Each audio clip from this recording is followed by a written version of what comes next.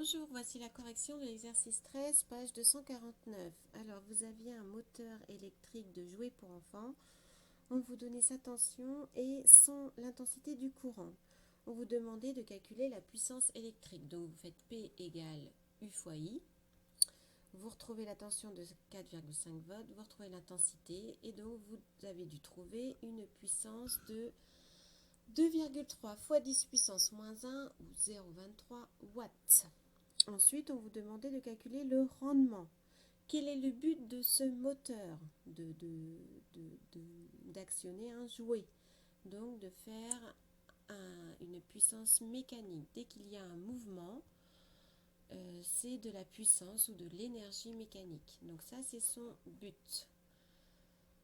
Avec quelle énergie, quelle puissance il arrive à faire ça? Eh bien, grâce à la puissance électrique. Donc, le rendement, c'est la puissance mécanique divisée par la puissance électrique. Puissance mécanique, c'est donné dans l'énoncé, 0,20 watts. Puissance électrique, on vient de la calculer, 0,23. Donc, vous devez trouver 0,89, ce qui fait 89%.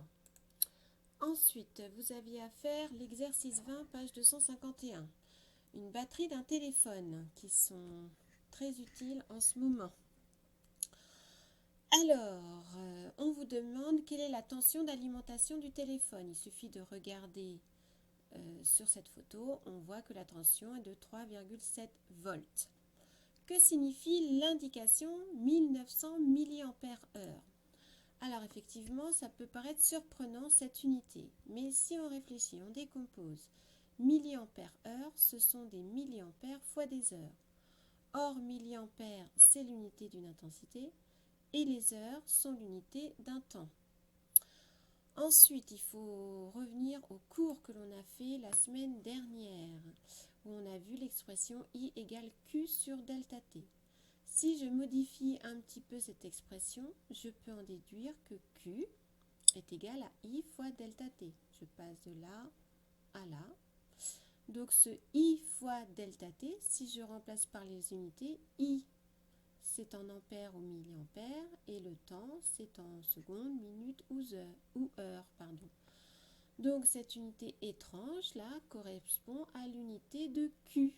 Q qui est la charge électrique en coulomb. Donc tout simplement, cette batterie-là nous indique la charge électrique qu'elle peut recevoir.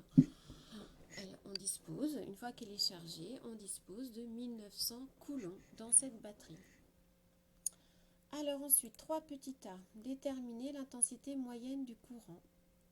Eh bien, on reprend la formule I égale Q sur delta T, puisque nous venons de comprendre que 1900 c'était la charge. Et on nous dit que cette batterie a une autonomie de 8 heures, donc la durée d'utilisation est de 8 heures. Donc quand je fais la division, je trouve l'intensité. Alors attention aux unités, vu que la charge est donnée en milliampères fois des heures, le temps en heures, vous voyez que ces unités de heures là se simplifient.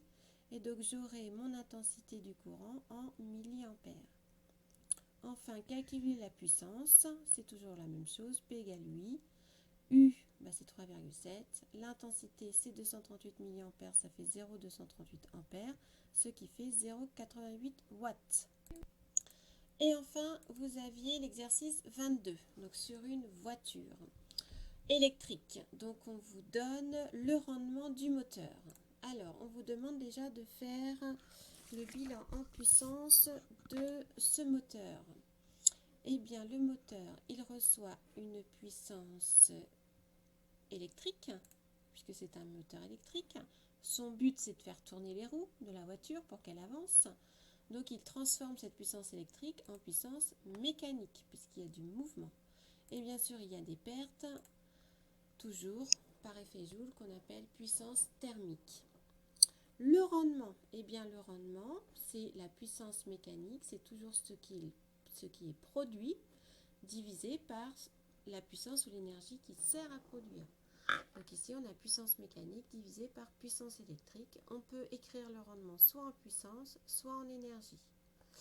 Et enfin, dans la dernière question, on nous demandait de calculer l'énergie mécanique. Eh bien, l'énergie mécanique, c'est l'énergie électrique fois le rendement, d'après ça. Or, le rendement, on nous le donne ici, 80%, donc 0,8. Et l'énergie électrique, elle était donnée là, 41. Donc, je fais la multiplication et je trouve 32,8. Et l'unité, c'est en kilowattheure, puisque mon énergie électrique était donnée en kilowattheure.